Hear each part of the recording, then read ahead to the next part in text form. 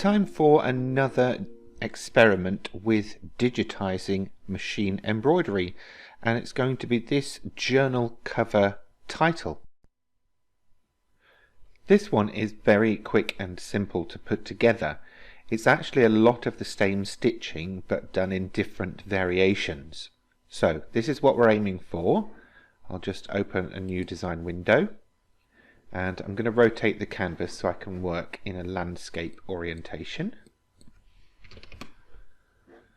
Okay, the first thing I need to do is do a rectangle, so I will digitize that rectangle, and I'm going to be giving it a stipple stitch, and I'll make all the changes in just a moment.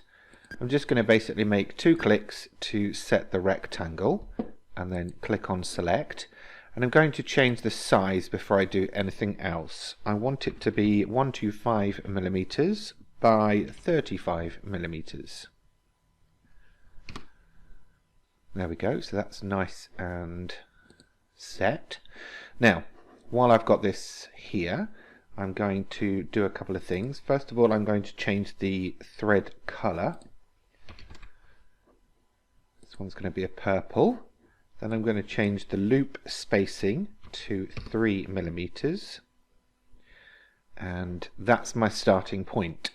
From here I'm basically going to be duplicating that and then just changing different parameters. So with it selected, press Ctrl D, and then the first thing I will do is change the color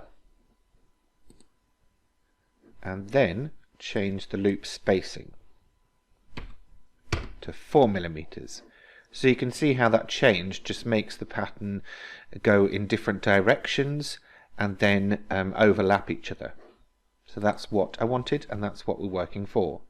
So again, this time the color is going to be a yellow, and the loop spacing 4.5 millimeters. Ctrl D, and we're going for an orange,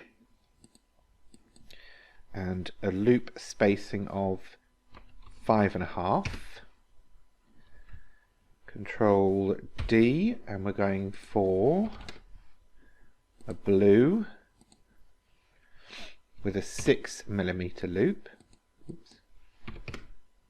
6 millimeter loop. Ctrl D again, this time red,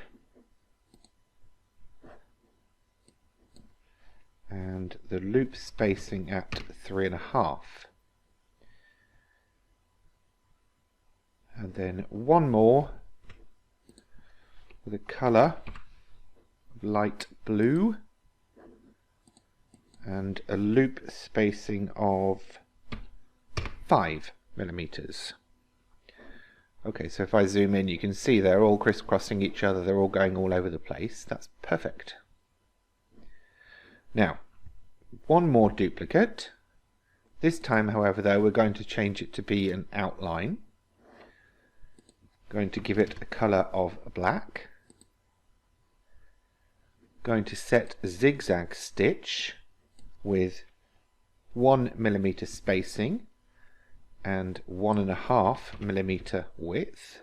Then in the effects panel, going to feather both sides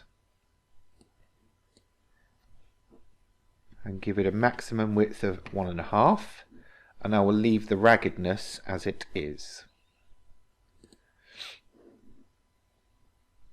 Okay, so next job is the text, so we need to go to our lettering panel for that.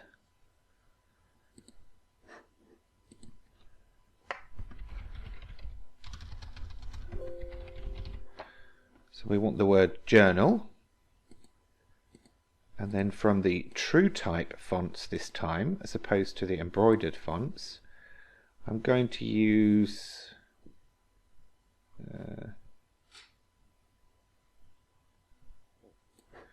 this one called Foreplay.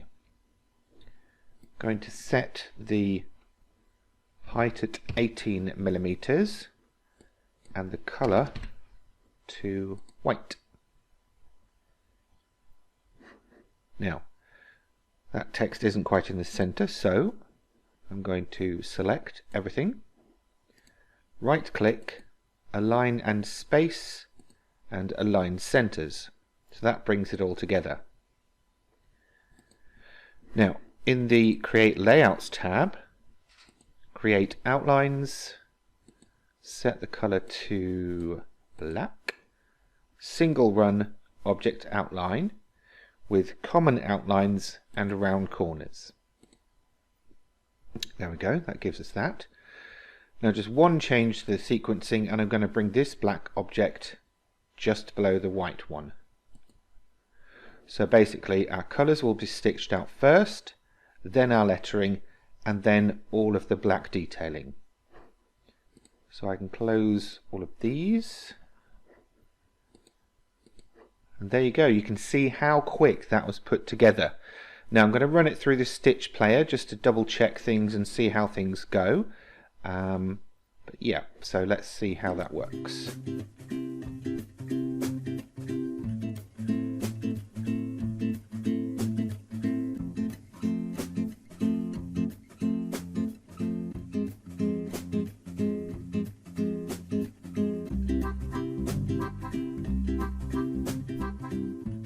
Okay, that works for me.